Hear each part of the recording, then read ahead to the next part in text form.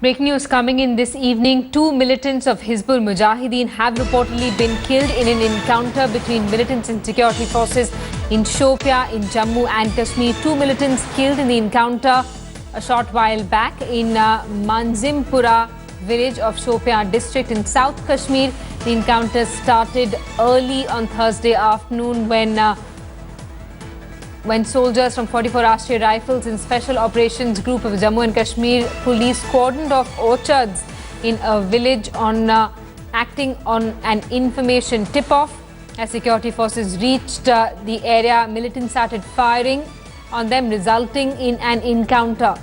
Two local Hizbul Mujahideen militants have reportedly been killed. They've also been identified as Adil and Irshad.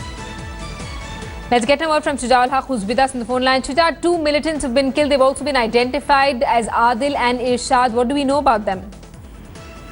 Well, that's the information that we're getting. Both of them they are reported to be locals. So far, we haven't been able to ascertain their militant organization which they belong to. However, the operation is still on.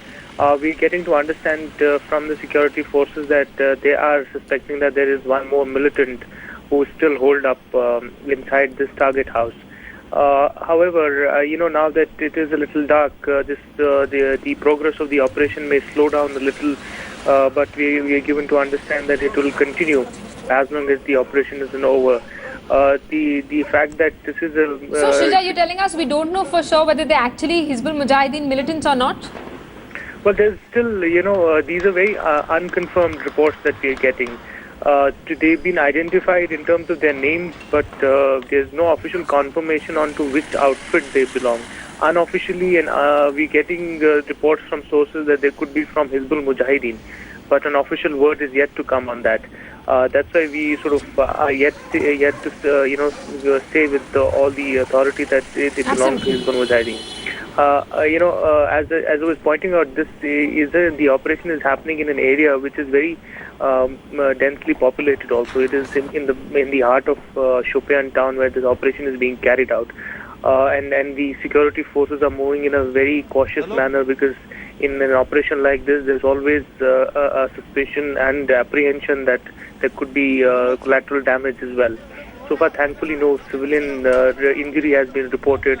But as we've been pointing out, the operation is very much on. The security forces, which includes the army, the police, and in fact even the CRPF, they are on the job carrying out this very, very important operation in South Kashmir.